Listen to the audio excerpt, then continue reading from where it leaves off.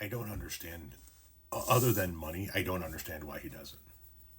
The elder millennial makes content where he purposely lies to you in order to get you worked up on something either he knows is a lie and tells you anyway, or he didn't do the research on, therefore doesn't know it's a lie and shouldn't be fucking talking about it. Either way, it's not good. But here we go with the clickbait again. Here we go with the rage baiting again.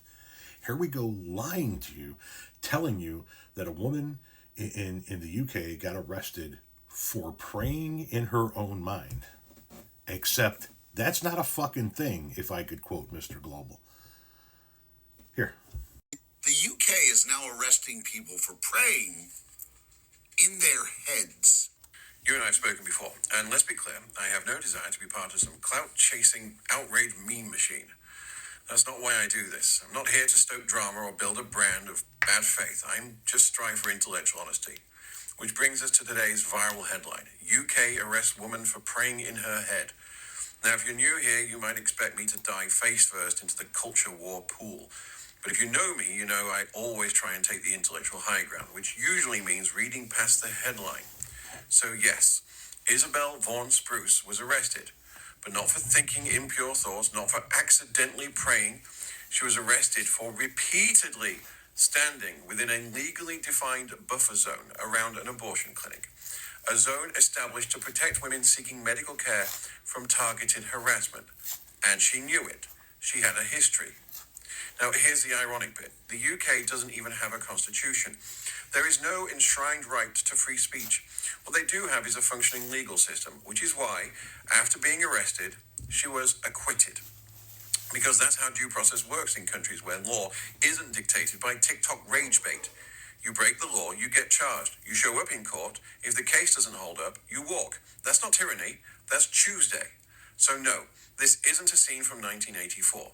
It's more like a deleted scene from Yes Minister, except instead of bureaucratic bumbling, you get a fair trial and a free citizen. And maybe, just maybe, if we're going to hurl stones about liberty and free speech, we should check what kind of glass our own house is made of. Between book bans, protest crackdowns, and drag show legislation, America's greenhouse is looking a little bit cracked right now.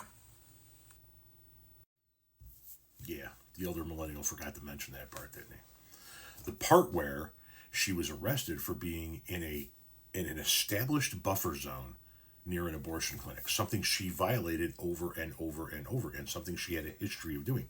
She was not arrested for praying. She was not arrested for what she thinks.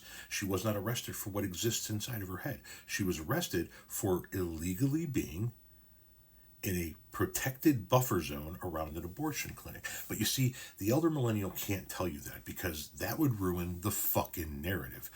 That would mean he would actually have to give you accurate information and tell you the truth. But that's not what he's interested in doing. He's interested in making sure you're as worked up as humanly possible, that you're enraged by what it is he's telling you.